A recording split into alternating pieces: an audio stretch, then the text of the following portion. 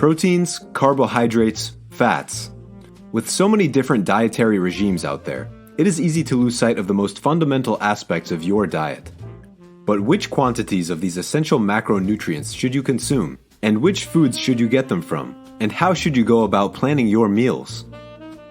If you find yourself asking any of these questions, then the Frowner has some tips that may help you to refocus on the basics. Meal prep can seem like a lot of work, and you may have some doubts about whether the effort is worth it. But once you get into a routine, you will discover that it is not really as hard as you first thought, and can save you a lot of time. At the start, it is not a bad idea to keep it simple, but with time, you will become more and more confident in trying out new variations. No matter what diet you follow, there are so many different options. Even a simple salad along with your meal can make a difference. One idea could be to try garnishing it with a few nuts and kernels. It is not necessarily a bad thing to take the odd day of indulgence. Taking this day may help prevent you from falling back into bad habits throughout the rest of the week. And when this day comes around, it can be a welcome release. If there are some foodstuffs which you wish to cut out of your diet, you should be aware that the most important factor is your attitude. By changing the way that you think, it will no longer be so difficult to forego certain things. Try to find a simple strategy which takes into account your personal circumstances. Did you know that our brain consists of 60% fat? That is why it is important to be on the lookout for so-called good fats. Some examples are nuts and oily fish, which contain particularly large quantities of omega-3 fatty acids. When it comes to carbohydrates, the recommendable varieties are those which contain as many nutrients as possible. It is possible to combine a low-carb diet with a vegan one. If you have a high level of insulin resistance, meaning that your body does not respond to a low-fat diet, then you will likely benefit significantly from a low-carb diet.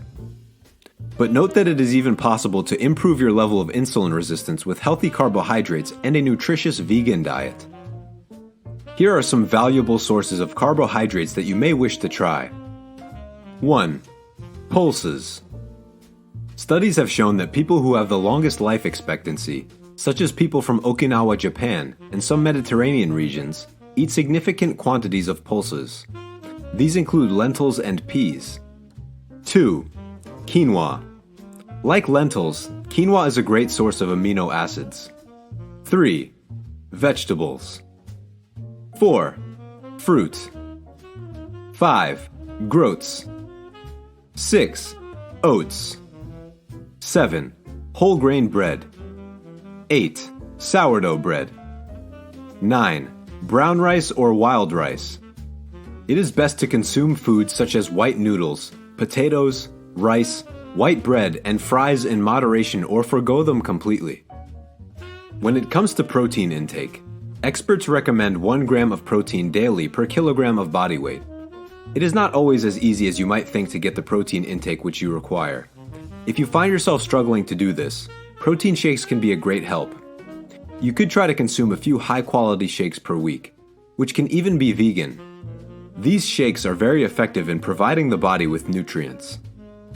All this talk of essential nutrients can seem intimidating, but balance is what really matters. Here at the Frowner, we wish to encourage you to experiment with both the tips offered here and any which you might come across yourself.